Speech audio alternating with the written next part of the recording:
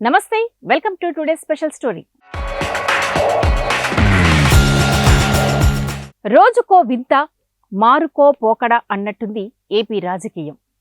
విశాఖ ఉక్కు ఫ్యాక్టరీ నుండి తిరుపతి లడ్డు, తిరుపతి లడ్డు నుండి తిరుమల ప్రవేశానికి డిక్లరేషన్ లాంటి విషయాలపై ఫోకస్ అవుతుంది ఏపీ రాజకీయం. ఈ మధ్యలో విజయవాడ వరద బాధితుల సహాయార్థ కార్యక్రమాలు.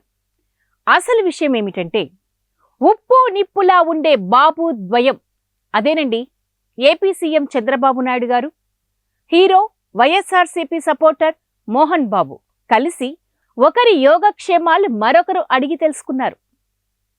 అసలు వారు ఎందుకు మీట్ అయ్యారు, ఎక్కడ మీట్ అయ్యారు? ప్రత్యేక కథనం.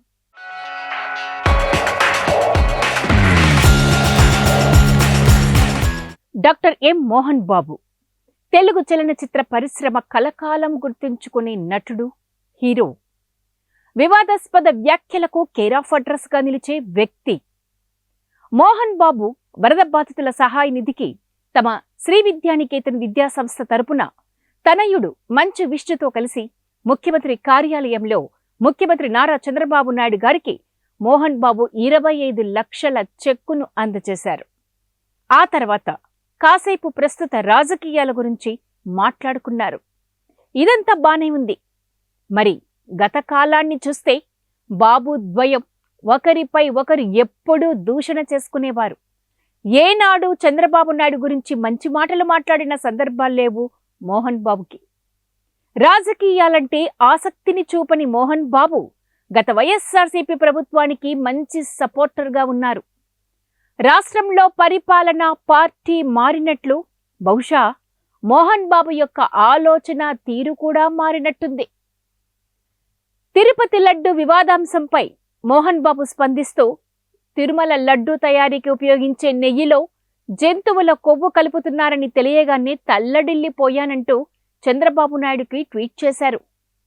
ఈ ఘోరానికి కారణమైన దోషులను శిక్షించాలని నా ఆత్మీయుడు, మిత్రుడు అయిన చంద్రబాబును కోరుతున్నాను అంటూ ట్వీట్ చేశారు. ఇదేమి చోద్యం అంటూ నెటిజన్లు ముక్కున వేలేసుకున్నారు.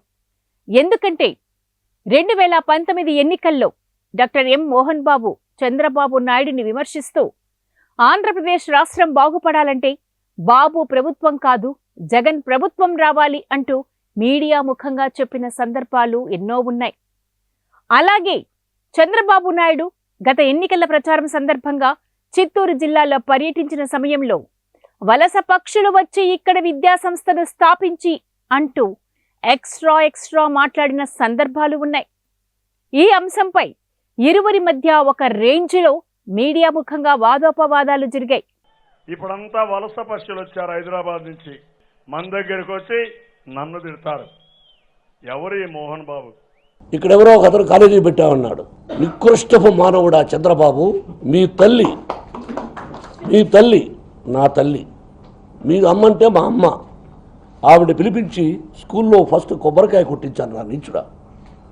It is there in the photo. నేను ఎన్ని సినిమాలు తీసాను, అప్పటికి ప్రతిజ్ఞ ఫస్ట్ సినిమాకి నువ్వు కాంగ్రెస్లో ఉంటే పిలిపించి క్లాప్ కొట్టించానే, నేను ఎవరా? అలాగే ఇక్కడ గమనించవలసిన మరొక విషయం, తనయుడు మంచు విష్ణు సతీమణికి జగన్మోహన్ రెడ్డికి దూరపు చుట్టరికం ఉంది. ఎటువంటి పరిస్థితుల్లోనూ చంద్రబాబును కలిసే ప్రసక్తే లేదు అన్న ఆనాటి మాట నేడు నీటి మూటలా? కలిసిన సందర్భం మంచిదే, అయినా బహుశా పార్టీ మారే పరిస్థితి కనిపిస్తుంది అని రాజకీయ విశ్లేషకుల మాట. ఈ కలయికకు బలమైన కారణం లేకపోలేదు. మంచు విష్ణు ప్రస్తుత రాజకీయాలపై ఆసక్తి కనబరుస్తున్నట్టు బోగట్ట.